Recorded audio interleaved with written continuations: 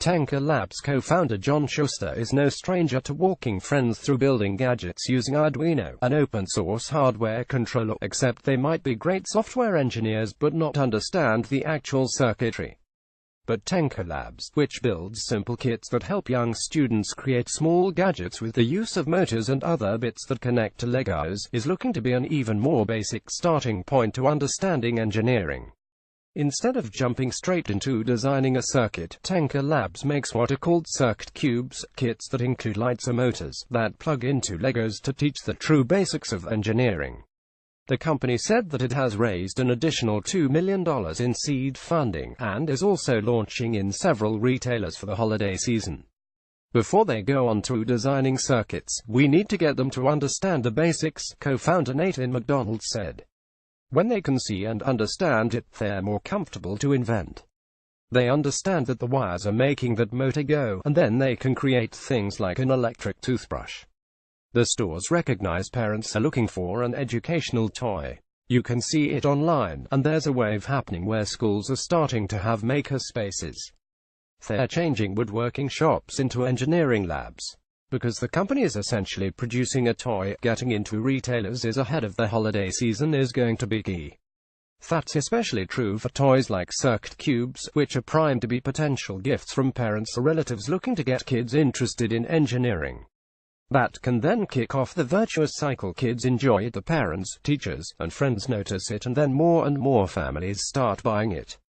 Starting off from such a very basic point is one way to get those kids excited about engineering and get them up to speed, Schuster says. The blocks plug and play. You stick Legos on top of it to build anything from a fully operational medieval castle, which Schuster saw at a camp over the summer, to a part of a dollhouse. There's electronic, physical, mechanical, but they don't even know that, they just know they've made the Tenka the ceiling light, Schuster said. There are electronic, physical, and mechanical parts, but they don't even realize that, they just know they've made the Tenka the ceiling light, Schuster said.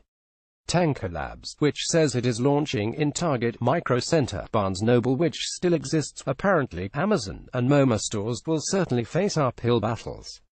It's going to have to continue engaging kids and parents, hopefully tapping that same desire that would encourage them to go to Radio Shack and pick up a proto board and motor.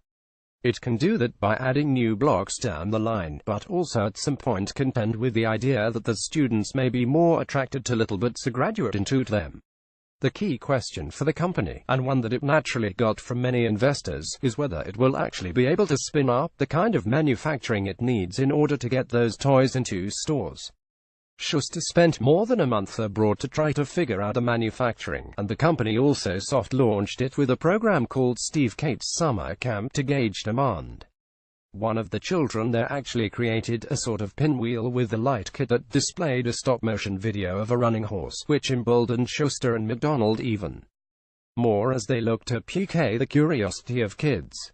We know there were good products, but there was nothing fun and playful, Schuster said. That's why we're here, we're filling a niche that had a need. These were the three favorite things they wanted to do. They wanted to make flashlights, battle their cars together, and make this weird artwork. You can imagine your mom saying, "Grab me the flashlight." The kid says, "I'll make you one." They go on the adventure. We're not gonna script what they build and create.